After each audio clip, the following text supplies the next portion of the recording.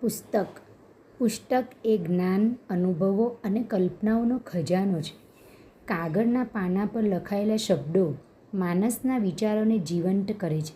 પુસ્તક વાંચવાથી માણસને નવી માહિતી મળે છે, કલ્પના શક્તિ વધે છે અને જીવનને સમજવાની એક નવી દૃષ્ટિ મળે છે.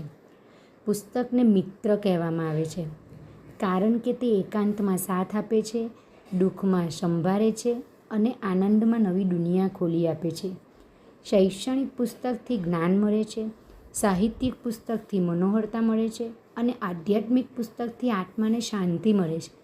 સુરતમાં જેમ રાંધણખાનું, જરીનું બજાર કે તાપી નદીનો કિનારો પોતાનું અલગ જ સ્થાન ધરાવે છે, એ જ રીતે માણસના જીવનમાં પુસ્તકનું સ્થાન અનોખું છે.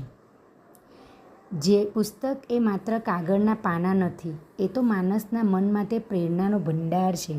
જેવી રીતે સુરતની ગલીઓમાં રોજ નવા નવા સ્વાદ મળે છે, તેવી રીતે દરેક પુસ્તક ખોલતા મનને નવા વિચારો, નવી દ્રષ્ટિ અને નવી દુનિયા મળે છે. સુરતીઓ જેમ ચા ખમણ વગર સવાર અધૂરી માને, એ જ રીતે પુસ્તક પ્રેમી વ્યક્તિ પુસ્તક વગરનો દિવસ અધૂરો માને.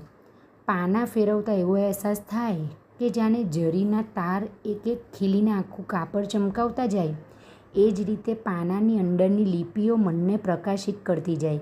સાચું કહું તો સુરતી જેવું વેપારું મન ક્યારેય ખાલી બેસતું નથી. એમ જ પુસ્તક વાંચવાનું મન ક્યારેય ખાલી નથી રહેતું. એ હંમેશા નવા વિચારો, સપનાઓ અને અનુભવો સાથે ધમધમતું રહે છે.